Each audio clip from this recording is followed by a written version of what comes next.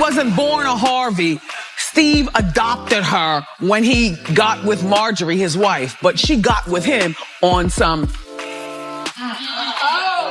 When I think about how quickly he moved forward from me to Marjorie, that was disturbing. Thanks to my wife, I'm where I am. You said that about the first wife. You forget that? You told us it was her, then you went and married somebody else that think like a man. Marjorie Harvey isn't just nervous. She looks like she's bracing for impact after Katt Williams and Wendy Williams lit a match under her name, accusing her of tearing Lori apart and pulling Steve Harvey away from everything he once called family. And it doesn't stop there. One of Steve's ex-wives, Mary Shackelford, suddenly reemerged, backing claims that Marjorie wasn't just influencing decisions. She was allegedly the force behind Steve turning on his own biological children.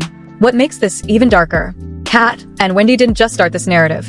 They sounded the alarm years ago. Back then, people dismissed them as bitter, loud, and reaching. Now, it's starting to feel less like gossip and more like a warning nobody took seriously until it was too late. And if you've been watching Steve and Marjorie closely, none of this feels completely out of nowhere. From the very beginning, there were whispers, doubts, side eyes that never really went away. First, because of Marjorie's past, linked to men with reputations that raised more questions than answers. And second, because she appeared completely unbothered by the reality that Steve allegedly walked away from, and even mistreated, his own flesh and blood just to build a life with her. But here's where it gets even more uncomfortable. There are claims she didn't just enter his life, she reshaped it, allegedly pushing him to prioritize her children, adopt them, and secure their future, while his biological kids were left fighting for the pieces. And don't forget, Steve has 4 biological children with 3 different women, which only makes the entire situation feel even more layered, messy, and impossible to ignore. But somehow, those children stay invisible. And when their names do break through the silence, it's usually attached to disappointment, calling him out, demanding answers, questioning why they were left behind. Meanwhile, Marjorie's kids, especially Lori, are everywhere, impossible to ignore, constantly in the spotlight. And if you really think that imbalance just happened by chance, then you're missing the bigger picture entirely. Now let's pull back the curtain on Marjorie's past, because it's not as polished as it looks. Before all of this, she was tied to a man named Jim Townsend, a full-blown kingpin figure with a life that already came with complications. He was married. He was significantly older, 14 years older, to be exact. And still, she stepped into that situation like it was nothing. Later, she claimed she didn't know he had a wife. But even that explanation raises eyebrows because it didn't stop her from building a life with him, including having 2 children together. And the streets have always had their own version of that story. The whispers say she wasn't just in love, she was surviving.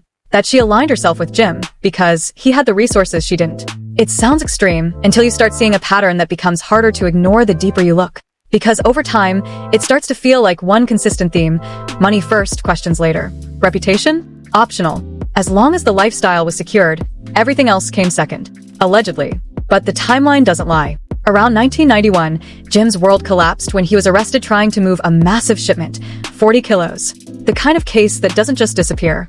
He was sentenced to life, ultimately serving 26 years before receiving a presidential pardon from Barack Obama in 2017. But by the time freedom came for him, Marjorie was long gone. She had already walked away, filing for divorce just a few years into his sentence, while pregnant with their second child. You'd think that would be a turning point, a moment to reset. But instead, history seemed to echo. Because the next man she aligned with wasn't just another risky choice. He was connected. Darnell Woods, a relative of Jim, tied to the same circles, the same whispers, the same kind of lifestyle. And just like before, the pattern didn't break. It intensified. It's almost hard to process how someone moves from one situation straight into another so closely linked, like nothing ever happened. And yes, that connection runs even deeper. Darnell is Lori's biological father, which only adds another layer to a story that already feels complicated enough. But the cycle didn't stop there. Because after all of that, the narrative shifts again, to survival, to strategy, to the next move. 3 children, a lifestyle to maintain, and a need for stability that didn't come cheap. That's when Steve Harvey enters the picture. At that time, Steve wasn't the empire we see today, but he was rising. He had 4 biological kids of his own, and had just started to see real money from comedy. And instead of reinforcing what he already had, everything shifted. He married Marjorie, legally embraced her 3 children, and built a life around them. A life many argue should have gone to his own. And here's where the story takes an even sharper turn. Because the timeline of his previous marriage doesn't line up as cleanly as it was presented.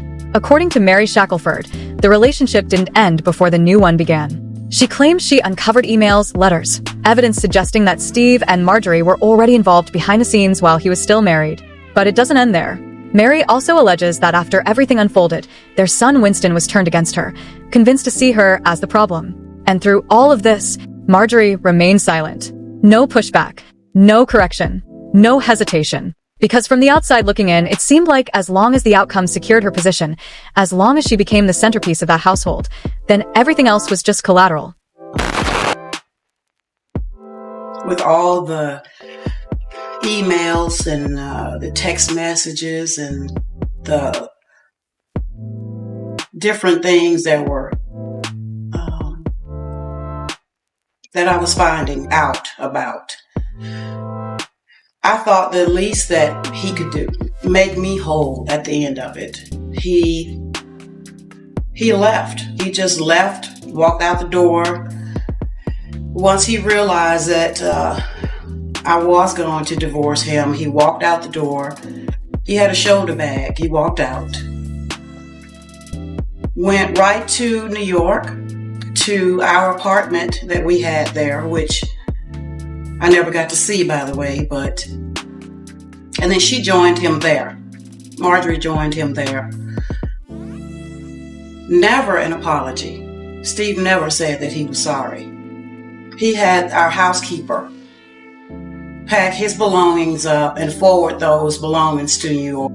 He took my Winton from me. He turned my son against me. Had me evicted from our house, thrown out. All the businesses, all the money, the cars.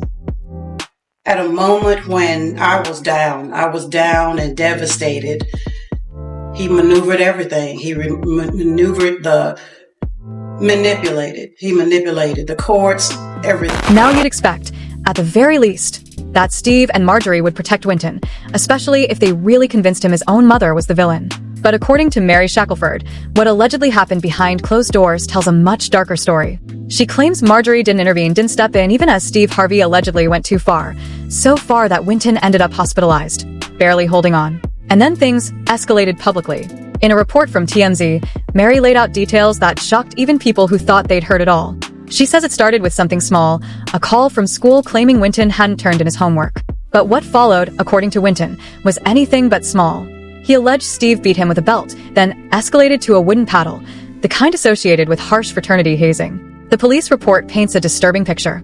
Officers documented bruises across his body, his thighs, his lower back, and visible cuts along his legs. And it didn't stop at what could be seen.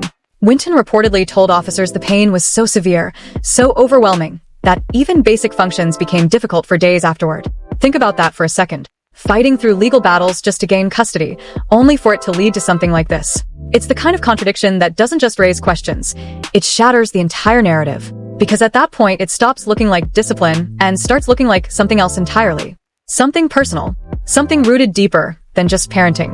From the outside, it begins to feel less about the child and more about unfinished business with Mary. And here's where it gets even more unsettling. Despite the allegations, despite the reported evidence, the case didn't stick. It disappeared. No lasting consequences. According to Mary, Steve's influence, his money, his network, played a role in making the situation quietly go away. But she didn't stay quiet. Not even close. She came back with another claim, one that struck directly at Steve's public image. The story that helped build his empire, the struggle, the hardship, the nights spent without a home. Mary says it wasn't real. According to her, Steve Harvey never actually lived on the streets, not even for a day. She alleges that the entire homeless narrative was constructed, carefully shaped to make his rise feel more dramatic, more inspiring than it truly was. If that's true, then it doesn't just change how you see his past. It forces you to question everything built on top of it. So I forget, girl, I gotta ask you this, because this is practically in so many articles when Steve Harvey is speaking of motivation and all of this other stuff. Was Steve homeless? Was he homeless, sleeping in his car and all of this stuff? Steve Harvey was never homeless a day in his life. Not one time. Because let's just add this up. between your mama's house, Marsha's house, my apartment, and whatever you had purchased for Marjorie. What point in there would he have time to be homeless? Okay, the closest he ever came to homeless was when I think it was a year into our relationship, and he kept saying, I want you to go out on the road with me. I want you to go. And he wasn't making a lot of money, and all I had was what I was making from the store. So I said, I cannot just quit my job and go out there. So I guess it was about a year and a half later, I actually quit the job, and he was like, you gotta go, I need you out here. So there were nights when we had to get from like Dallas to Miami or whatever. Obviously you can't drive that in one sitting. So yeah, there were some times when we would pull over to a park or whatever. Steve was never homeless a day in his life. And all this People magazine, from homeless to millionaire and all of that. No, he was never hungry. He might have been hungry, needing a sandwich, but nowhere near to not having no food, not having. But for a long time, people refused to take Mary Shackelford at face value. To them, she wasn't exposing anything. She was just another ex who couldn't move on, another voice fueled by resentment. That narrative stuck until Katt Williams stepped in and shifted the entire tone. Suddenly, it wasn't just Mary talking. Katt didn't hesitate. He backed her claims, stood 10 toes behind her version of events, and insisted that what she'd been saying all along wasn't bitterness, it was truth people chose to ignore. And once that door cracked open, everything else started spilling out.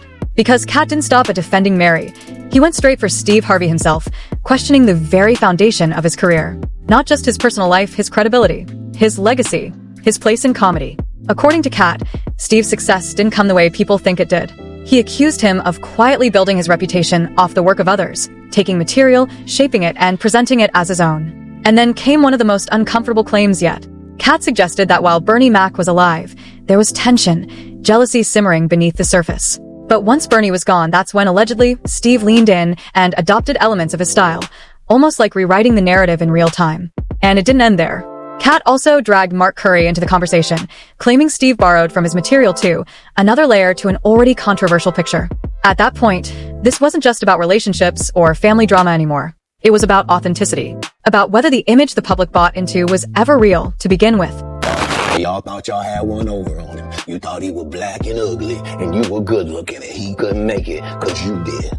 And that ain't the way comedy works. The king is the funniest. Period. Every time.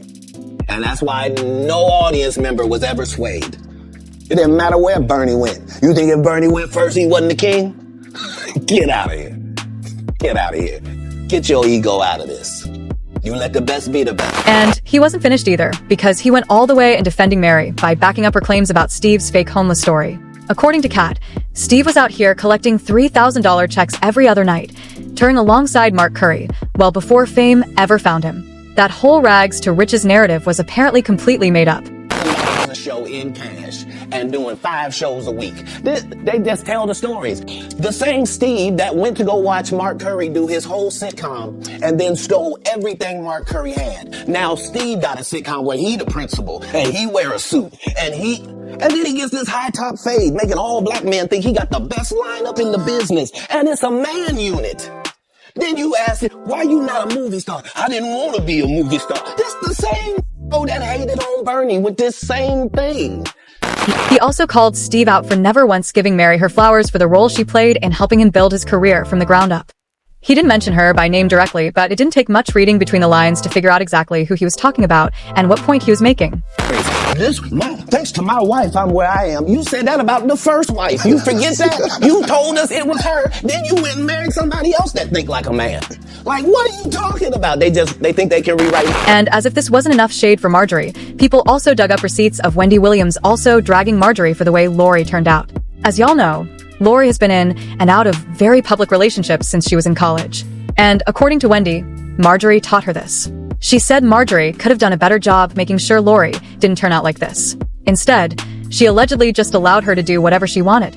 And Steve can't really say much because Marjorie has him in a chokehold. Lori wasn't born a Harvey. Steve adopted her when he got with Marjorie, his wife, but she got with him on some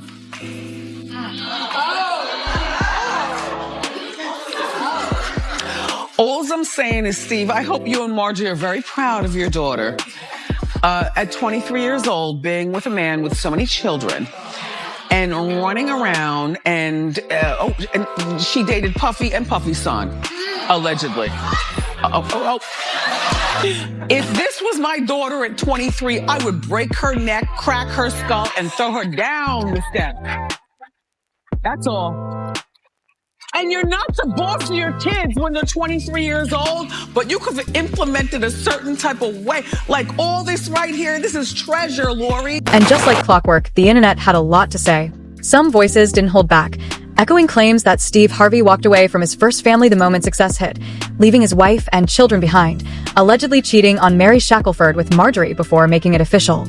Others went even further, pointing out that he stepped into a situation with a woman who was already tied to someone else, someone behind bars at the time, while accusations of him mistreating his own kids continued to circulate. And then came the more ruthless takes, the kind that don't even pretend to soften the blow.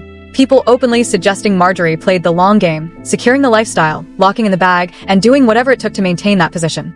No filters, no hesitation, just raw opinion flooding in from every direction. But now the spotlight shifts to you. After everything that's been said, after Katt Williams and Wendy Williams pulled these allegations back into the light, where do you stand? Do you think this is long overdue truth finally catching up, or just another wave of controversy built on speculation?